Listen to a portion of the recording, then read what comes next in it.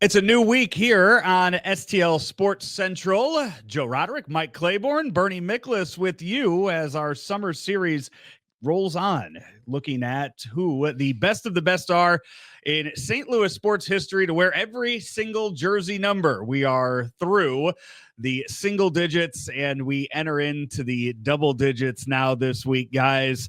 Kind of just looking through. Number 10 is one of those easy ones. You throw a World Series winning manager on the list. There's a few other numbers in that that will be easy to pick through. But right off the bat, number 12 is kind of our next debate when you look at some of the names on that list and some of the great Cardinals, some of the great baseball players that have worn number 12 over the years. Well, it would start with me.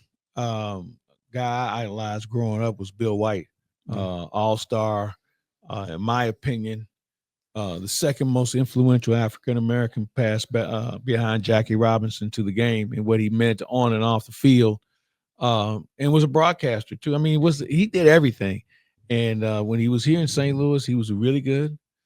He was Bob Gibson's roommate at one point. And there's some great stories about those two. But Bill White would be my number 12. I mean, Joe Roderick, I got to tell you, brother, you were talking about how we were going to debate some things.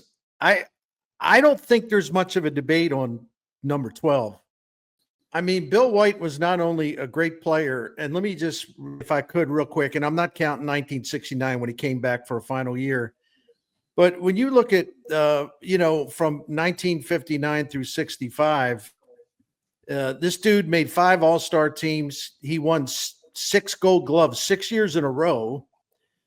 I mean, he hit 300 4 or 5 times. I mean, he really did it all. The only hitter on that team during that time that was a little better was Ken Boyer.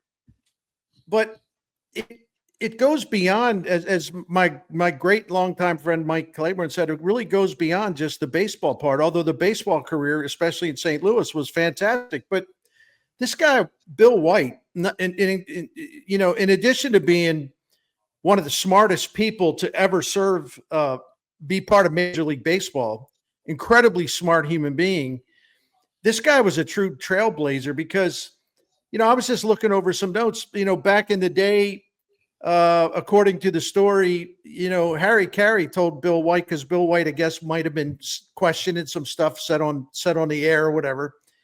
And Harry Carey kind of goaded Bill White into like taking up broadcasting. And so Bill White started to do some stuff for KMOX. And you know what? He was really good at it. So this is a guy that was the first African-American broadcaster for the Yankees, and I think really in Major League Baseball. And then one thing I didn't know, and of course he was the National League president from 1989 through 94.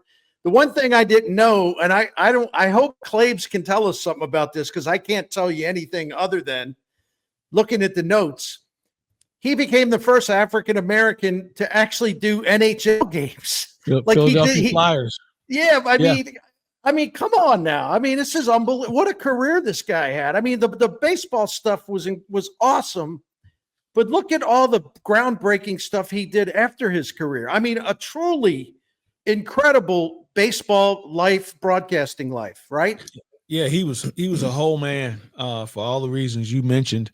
And as I said, he was an inspiration for me because when you would hear Jack Buck interview him on a pregame show or whatever, Bill was just so smooth and just knew what to say and how to say it.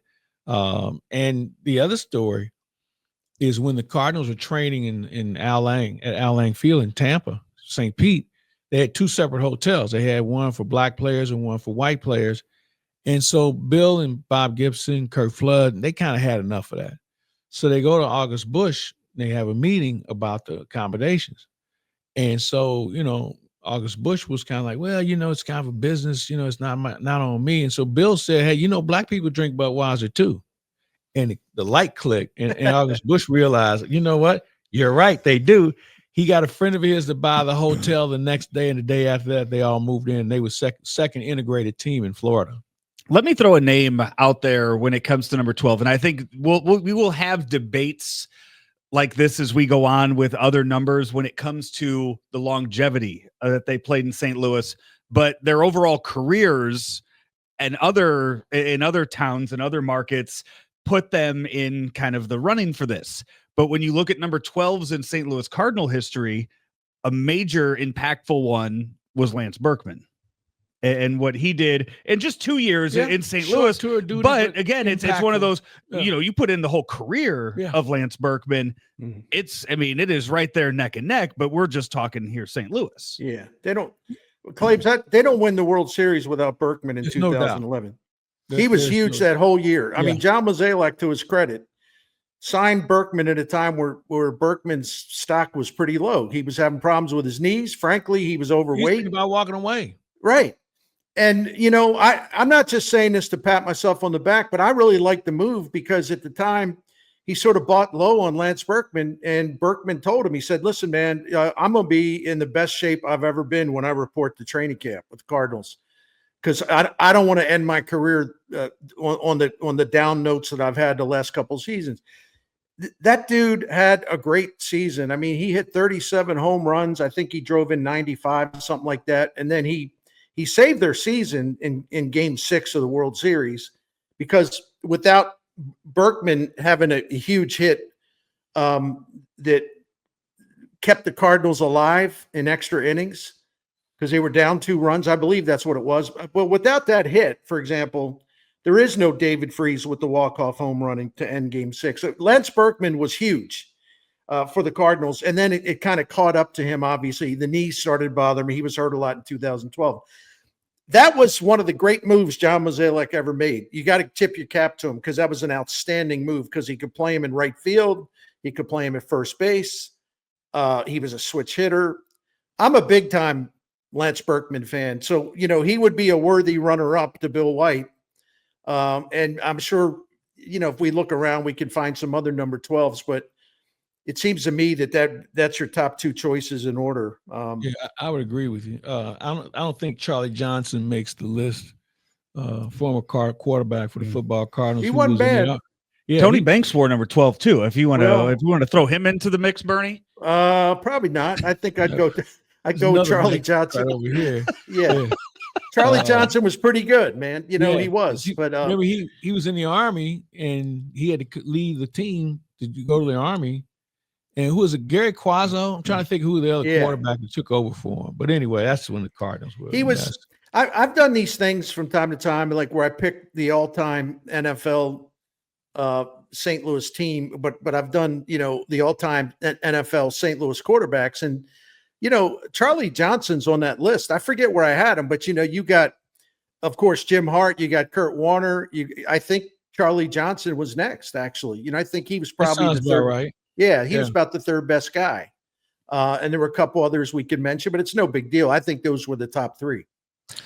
We hand things over to you now, the listeners, the viewers. We ask you for your input on some of these numbers that we are going to be debating all summer long. So let us know in the comments or on Twitter, and let us know who you think the best number 12 in St. Louis sports history is, and let your voice be heard.